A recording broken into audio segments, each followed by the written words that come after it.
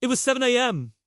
I was still half asleep when the doorbell rang again and again, almost like an alarm I never set. When I opened the door, my unemployed sister, Emily, stood there with 2 giant bags and a smug smile. Her words, "I'm moving in." At that moment, I didn't know whether to laugh, cry, or slam the door. But what happened next changed my life and my family forever. My name is Daniel Carter, 28 years old, living in a small but decent apartment in Chicago. But here's the twist. This apartment wasn't just any apartment. It actually belonged to my parents, and I paid them rent every month to live here. I believed in independence. I didn't want to just take things for free. I worked a normal job in IT, barely making enough to cover rent, utilities, and my student loans. But I still kept my dignity intact.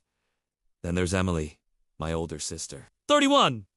Bright, talented, but had a habit of making poor choices. She had quit her last job months ago, convinced she would find something better, but instead spent her days scrolling social media and complaining about the world. And then there were our parents, Robert and Linda Carter. They always had a soft spot for Emily.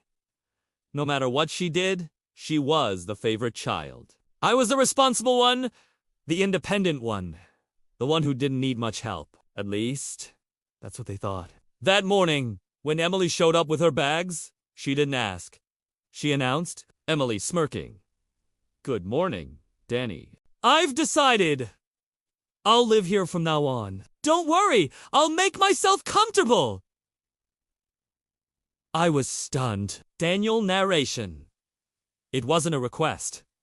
It was a takeover. I told her, "This is my place, Emily.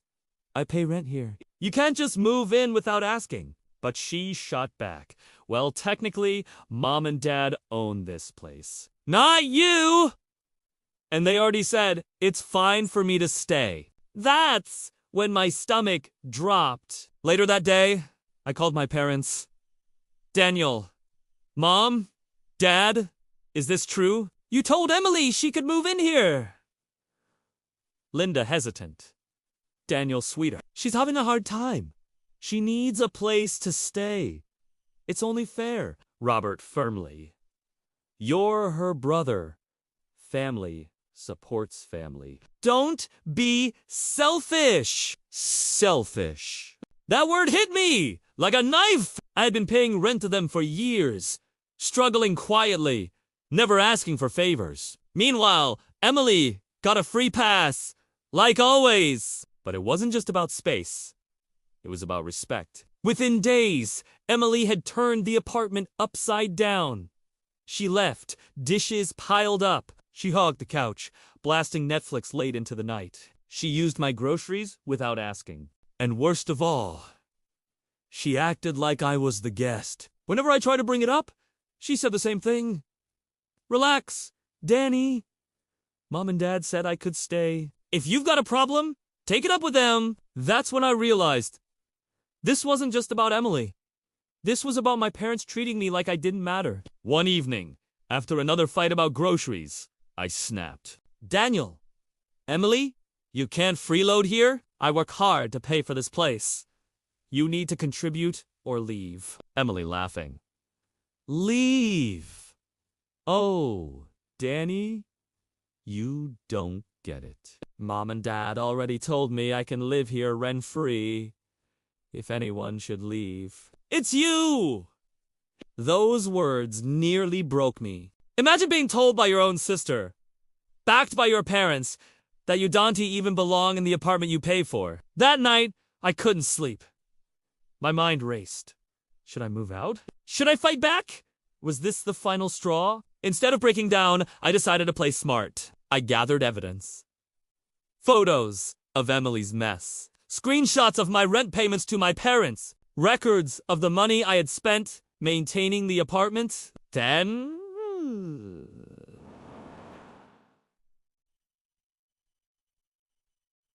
I did something bold. I booked a meeting with my parents at a coffee shop away from Emily's influence. Daniel.com but firm.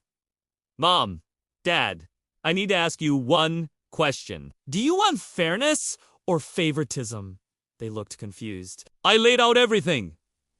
The payments I had made, the sacrifices, the bills I had covered. Then I pulled out my phone and showed them the pictures of Emily's chaos. Daniel, I've respected you both by paying rent every month, even when I could have asked to stay for free. But what's happening now is unfair. You're letting Emily walk all over me. And if this continues, I'll move out. But if I move out, so does your rent money. Think carefully about who's really contributing here. There was silence. My mom looked shaken. My dad rubbed his forehead. For once, they had no immediate defense. That night, my parents called Emily. Linda! Emily! This can't continue! If you want to live there, you need to pay your share. Otherwise, you can't stay! Emily exploded. She accused me of turning them against her. But the truth was, she had exposed herself. Within a week, she packed her bags again, this time storming off to a friend's place. I finally had peace again. The apartment was quiet, clean, and mine once more. But something deeper changed too. For the first time, my parents realized how much I had been sacrificing and how much they had been enabling Emily. Our relationship wasn't magically fixed overnight, but it shifted. They began to see me not just as the independent one, but as the son who had been carrying responsibility silently for years. And Emily. She eventually found a job after bouncing around a few friends' couches. I don't hate her. I just hope one day she understands the value of effort and respect. That morning at 7 a.m., when my sister barged into my apartment, I thought it was just another episode of family drama. But what unfolded taught me a powerful truth. Sometimes, standing your ground isn't about anger. It's about dignity. And dignity is priceless.